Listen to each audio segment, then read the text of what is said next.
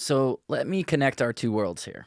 And Yes. let me ask you about this idea that you and I were chatting the other day. We're walking through the streets of Venice, and we started talking about this idea about how I've been talking about for years, this idea of like think like a hacker. And you obviously had watched me give my TED talk that day that we met.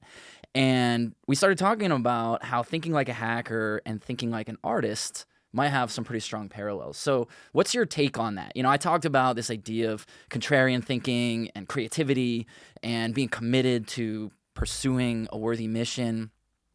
Tell me about what it means to think like an artist.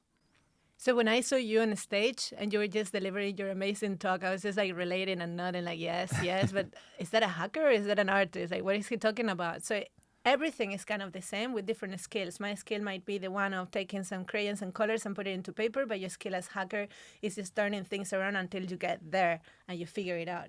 And this is the same with art and life. And you had like a very precise example I could relate with, like there was something you could not achieve and then you just managed and you were super persistent until you made it happen. And I think that's also an artist mentality. Like you don't give up, you just do it. You have a message, you need to make it like come across. And if you are really, really, really an artist and you have this passion and this goal, you just to go for it. Well, at least this is the artist I am. And I hope all the artists out there, like they can also relate a little bit. You don't choose art to just do something beautiful. You choose art, I guess, to transmit a message and make something happen. I love that. It's interesting, too, as we think about people who listen to a show like this, right? These are people who are in some version of tech. They're already in tech. They want to be in tech. Maybe they're a leader. Maybe they already are a leader. They want to grow into that.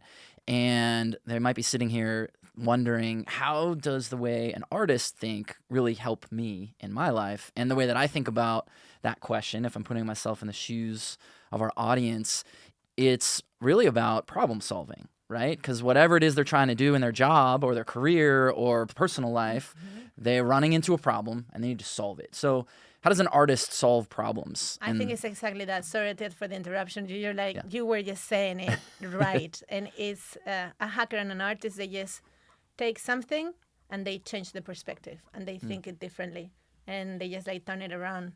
And all the best inventions in life, they were artists, kind of like, who created them, right? Like even like designing planes or new technology. Who was the person behind? It was an artist, a crazy artist that was like, okay, this is possible. And then they just painted and made it happen. So everything that is there is because we imagine it and we created it with our creativity. So who has the biggest creativity? The artist that actually practice is put into practice this creativity more often.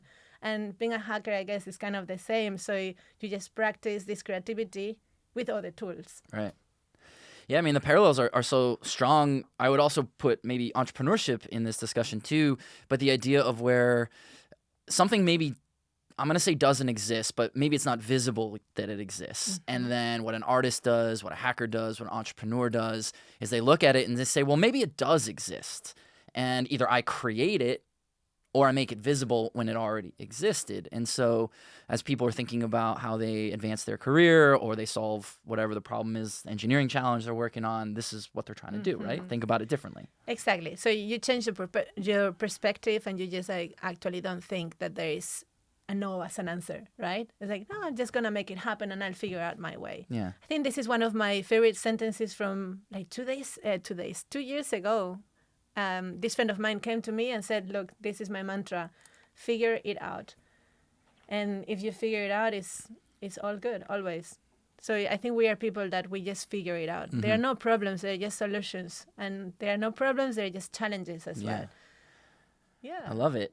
Yeah, I mean, you're right. Everything you're describing is sort of what I talked about in my TED Talk. Different words, different stories, but similar ideas, right? Overcoming obstacles. We totally think the same. We do. So philosophers, inventors, hackers, artists, we just all just go for it and change the way it's supposed to be to make it the new way that works with us. Yeah. And I guess that's your mission, my mission. Like, I really want to help as many people as possible to think like us. Yeah, yeah. It's super fascinating because you just rattled off a few different, I guess, types of people, right? It's philosophers, artists, etc. And a lot of those, they in my mind, they sort of fit in one bucket. And then there's hackers who ostensibly seem like they should fit in a different bucket because hackers really are scientists in a sense, right? They're computer scientists in some degree. But they're creative. So that's a really interesting merging. And so it makes me wonder, like, scientists are artists. Is science and art Look are they at the same? Einstein. Like, he's like one of the biggest artists to me in this world. And Yeah. he was like, scientist. So